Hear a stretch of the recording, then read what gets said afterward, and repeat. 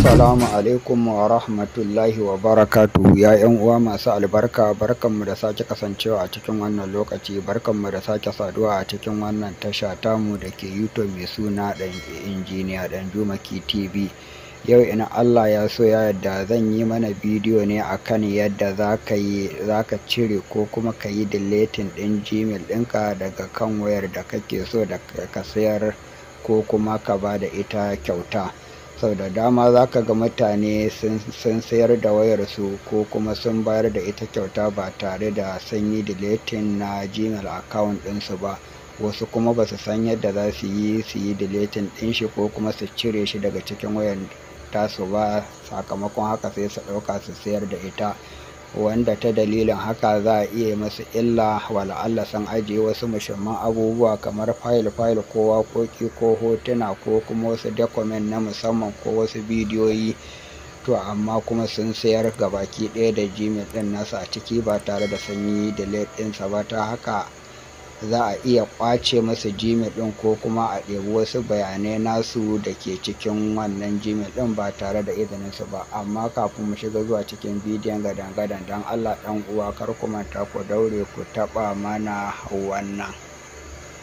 Don Allah ɗan uwa ka daure ka taɓa mana like ɗin nan, sannan sai ka taɓa mana subscribe ɗin nan, sannan sai ka taɓa wannan ƙararrawar ta sanarwa, sannan sai ka zaɓi all ɗin nan. Wannan shi zai baka dama sanar da kai da zarar mun ɗora sabon bidiyo. Mun gode, Allah saka da alkhairi, kuma je zuwa cikin bidiyo. To ba tare da ɓata lokaci ba, kamar yadda za ku gani a title na wannan bidiyon, in Allah ya so ya yarda, shine yadda za ka cire ko ka yi deleting na Gmail account ɗinka daga kan wayar da kake so ka sayar ko kuma ka ba da ita kyauta. Domin barin Gmail ɗinka akan wayar da kake so za ka sayar da ita ko ka ba da ita kyauta tana da matuƙar illa.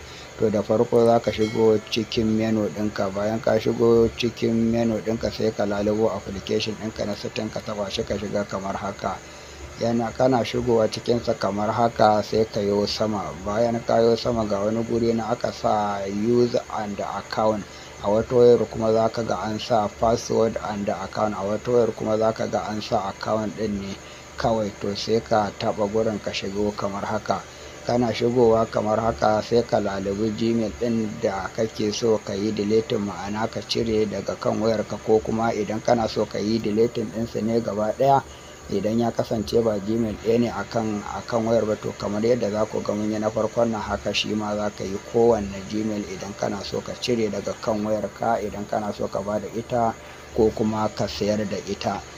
To bayan ka taɓa kan Gmail ɗin kamar haka, zai kawo ka fuska kamar haka. Ga wani guri na aka ce remove account, to sai ka taɓa wajen wannan remove account ɗin, to zai sake kawo ka fuska kamar haka. Ga shi na aka ce remove account. Idan ka duba daga ƙarshen ƙasa ga ɓangaren hannun daman ka, ga wani rubutu nan blue an sa remove account, to sai ka taɓa wajen wannan remove account ɗin ka shiga kamar yadda kake gani ɗin nan kamar haka.